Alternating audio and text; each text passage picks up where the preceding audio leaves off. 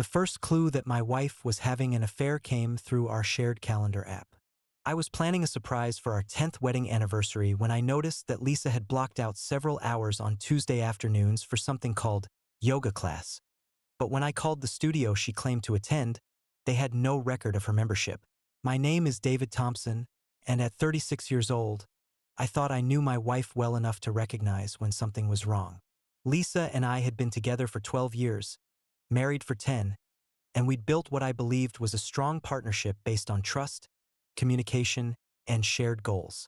We owned a beautiful home in the suburbs, had successful careers, and were actively trying to start a family. But over the past 6 months, Lisa had become increasingly distant and secretive. She'd started working late more frequently, claiming new projects and demanding clients. She joined a gym and begun an intensive fitness routine that required her to be away from home for hours at a time. Most concerning was her sudden interest in privacy. She'd changed the passwords on her phone and computer, claiming it was for security reasons. The yoga class discovery had been accidental. I'd been trying to coordinate our schedules for a romantic weekend getaway to celebrate our anniversary when I'd noticed the recurring Tuesday appointments. When I'd casually mentioned that I might join her for a class sometime, Lisa had become flustered and defensive, claiming that it was a specialized program that didn't accept new members. That's when I decided to call the studio myself, only to learn that Lisa had never been a member there. She'd been lying about where she spent those Tuesday afternoons, and I needed to know why. The investigation I conducted over the next several weeks was methodical and discreet. I started by tracking Lisa's movements on the days when she claimed to be at yoga, following her at a distance to see where she actually went. What I discovered was that Lisa was driving to an upscale apartment complex across town, parking in the visitor section, and disappearing into one of the buildings for exactly 2 hours. Using public records and a little detective work, I identified the apartment as belonging to Marcus Chen, a divorced man in his early 40s who worked in the same industry as Lisa. Further investigation revealed that Marcus and Lisa had been attending the same professional conferences and networking events for the past year, providing ample opportunity for them to meet and develop a relationship. But I needed more concrete evidence before confronting Lisa about her affair. I installed a GPS tracker on her car, confirming that she was visiting Marcus's apartment twice a week, always on the same days and for the same duration. I also hired a private investigator to document their meetings, gathering photographs and video evidence of Lisa entering and leaving Marcus's building. The evidence was overwhelming. Lisa was having a systematic, ongoing affair with Marcus Chen, using her supposed fitness routine as cover for their regular meetings. She'd been lying to me for months, maintaining the facade of a loving wife while secretly building a relationship with another man. But what I discovered next was even more devastating than the affair itself. While researching Marcus Chen's background, I learned that he had a reputation for targeting married women in his professional network. Lisa wasn't his first affair with a colleague's wife. He'd been involved with at least 3 other married women over the past 5 years, always following the same pattern of meeting them at conferences, developing professional relationships that gradually became personal, and then pursuing affairs that ultimately destroyed their marriages. Marcus was a predator who specialized in seducing married women who were vulnerable or dissatisfied with their relationships. He was skilled at identifying women who might be receptive to attention and flattery, then gradually escalating from professional mentor to confidant to lover. More disturbing was the discovery that Lisa had been planning to leave me for Marcus. Through careful monitoring of her email and social media accounts, I found evidence that she'd been consulting with a divorce attorney, researching property division laws, and calculating how much she could expect to receive in a settlement. She'd been documenting my work schedule, my income, and my involvement in our household, building a case that would maximize her financial advantage in a divorce. Lisa's plan was to continue her affair with Marcus while preparing for divorce, then file papers just after our 10th anniversary. She'd calculated that 10 years of marriage would entitle her to significant alimony and property division, and she wanted to ensure that she received the maximum possible settlement before starting her new life with Marcus. She was planning to use our anniversary celebration as a final performance, playing the role of the loving wife one last time before destroying everything we'd built together. But Lisa had made one crucial mistake in her planning. She had underestimated my intelligence, my resourcefulness, and my determination to protect myself from her betrayal. As someone who had always prided myself on strategic thinking and careful planning, I decided to use those skills to turn Lisa's own tactics against her. If she wanted to use our anniversary as the setting for her betrayal, I would use it as the setting for my revenge. The plan I developed was comprehensive and devastating, designed to expose Lisa's affair while protecting my assets and ensuring that she faced the consequences of her deception. I would let Lisa proceed with her anniversary plans, allowing her to believe that her secret was safe, while I prepared a surprise that would reveal her true nature to everyone who mattered in our lives. The first phase of my plan involved protecting my financial assets and ensuring that Lisa couldn't drain our accounts or damage my credit while I prepared my counterattack. Working with a financial advisor and attorney, I moved money to separate accounts that Lisa couldn't access, documented all of our joint assets, and prepared for the divorce proceedings that I knew were coming.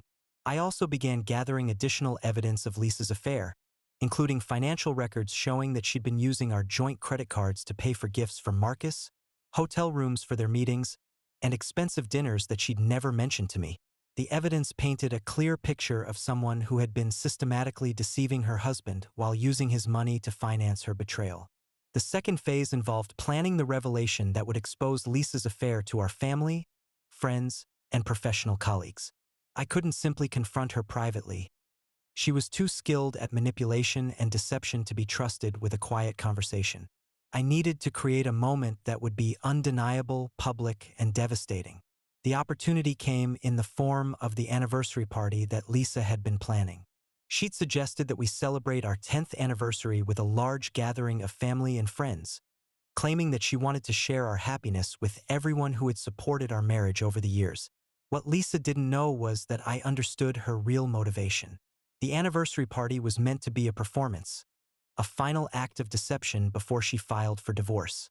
She wanted to create the appearance of a loving couple celebrating their milestone anniversary, someone who could later claim that despite her best efforts, our marriage had simply grown apart due to irreconcilable differences.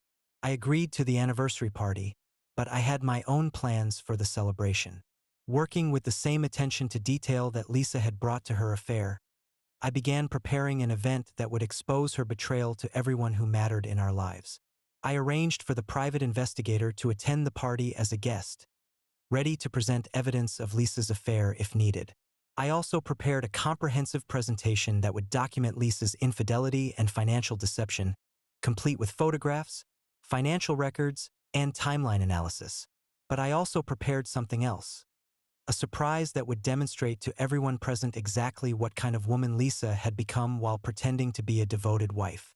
The anniversary party was held on a Saturday evening in June, exactly 10 years after our wedding day. Lisa had rented the same venue where we'd held our wedding reception, decorating it with flowers and candles to recreate the romantic atmosphere of our special day. She looked beautiful in a new dress that I later learned Marcus had helped her select, playing the role of the happy wife perfectly. Our families were there, along with close friends, colleagues, and several couples who had been part of our wedding party 10 years earlier. Lisa was in her element, accepting congratulations and compliments on our perfect marriage, while secretly planning to destroy it within days. During the cocktail hour before dinner, Lisa had given a heartfelt speech about the importance of marriage, the value of commitment, and the joy she'd found in building a life with me. She'd talked about the challenges that couples face and the importance of working through difficulties together, presenting herself as someone who was deeply committed to our relationship. The guests had been moved by her apparent devotion and love, applauding her commitment to our marriage and expressing admiration for the strong partnership we'd built together. Lisa had basked in their praise, enjoying what she believed would be her final performance as my wife. But then I'd stood up to give my own speech, thanking everyone for celebrating our anniversary with us and reflecting on the lessons I'd learned about marriage over the past 10 years. Marriage is about trust, I'd said, looking directly at Lisa. It's about honesty, commitment, and the willingness to put your partner's needs above your own desires. It's about building something together that's stronger than what either person could create alone. I'd paused, watching Lisa's face as she began to sense that something was wrong with my speech. But marriage is also about truth, I'd continued. And sometimes the truth is painful, even when it's necessary. That's when I'd begun presenting the evidence I'd gathered over the past several months. The photographs of Lisa entering and leaving Marcus's apartment. The financial records showing how she'd used our joint accounts to pay for her affair. The correspondence with the divorce attorney showing how she'd been planning to leave me just after our anniversary celebration. The room had fallen silent as the truth about Lisa's betrayal became undeniable. These were people who had known us for years, who had celebrated our wedding and supported our marriage. They were witnessing evidence that Lisa had been systematically deceiving everyone while planning to destroy the relationship they'd all believed was strong and loving. Lisa had tried to speak, to explain or defend herself, but there was nothing she could say. The evidence was overwhelming and undeniable. She'd been caught in a web of lies so extensive that any attempt at explanation would only make her look more deceptive. The most devastating revelation had come when I'd presented evidence of Marcus's pattern of targeting married women, showing that Lisa was just the latest in a series of affairs that had destroyed other families. The guests had realized that Lisa hadn't just betrayed me. She'd been manipulated by a predator who specialized in breaking up marriages. Lisa had left the party in disgrace, abandoning the celebration she'd planned and fleeing the venue as our guests erupted in discussion about what they had witnessed. Marcus, who had been invited to the party as Lisa's colleague, had also left quickly, abandoning Lisa to face the consequences of their affair alone. The aftermath had been swift and decisive. Lisa had moved out of our house that night, staying with a friend while she tried to figure out her next steps. The divorce proceedings had been straightforward. With the evidence I'd gathered, Lisa had no choice but to accept a settlement that protected my assets and ensured that she received far less than she'd been planning to take. Marcus's life had also been affected by the exposure. Word had spread quickly through our professional community about his affair with a married colleague, and he'd been forced to leave his position to escape the social and professional consequences of his actions. His reputation as a serial predator had been destroyed, and he'd struggled to find employment in our industry. But perhaps the most satisfying outcome had been the impact on Lisa's standing in our community. The exposure of her affair and deception had led to her being ostracized by the social and professional networks we'd shared. She'd been forced to find new employment and housing, and she'd struggled to rebuild relationships with family members and friends who had been disgusted by her betrayal. 6 months after the anniversary party that destroyed Lisa's reputation and exposed her crimes, I sat in my home office, working on plans for renovating the house and thinking about my future. The divorce had been finalized, and I'd been awarded the house, most of our assets, and the satisfaction of knowing that Lisa had faced consequences for her deception. The experience had been painful, but it had also been liberating. I no longer had to wonder why Lisa seemed distant or why our relationship felt strained. I no longer had to worry about whether she was being honest with me or whether she was committed to our marriage. Now I was building something new, something based on honesty and authenticity rather than deception and manipulation. The work of rebuilding my life was challenging, but every day was genuine, every decision was mine to make, and every success was earned through integrity rather than lies. The anniversary surprise had taught me that some people are willing to sacrifice everything meaningful for temporary excitement and personal gratification. Lisa had thought she could have both, the security and benefits of our marriage and the thrill of her affair with Marcus, but she'd forgotten that deception always has a cost. Marcus had thought he could continue his pattern of seducing and discarding married women without consequences, but he'd underestimated the determination of a husband who refused to be a victim. In the end, their affair had been just another challenge for me to analyze and overcome, using the same strategic thinking and careful planning that had served me well in other areas of my life. Lisa had declared war on our marriage, and I'd responded by exposing the reality of her choices to everyone who mattered. The anniversary celebration had been exactly what Lisa had planned, a gathering that would mark the end of our marriage. But instead of being her triumphant farewell performance, it had become her public humiliation and the beginning of the consequences she would face for her betrayal. The lesson was clear. When someone tries to destroy your life through deception and manipulation, the best response is to expose the truth and let their own actions speak for themselves.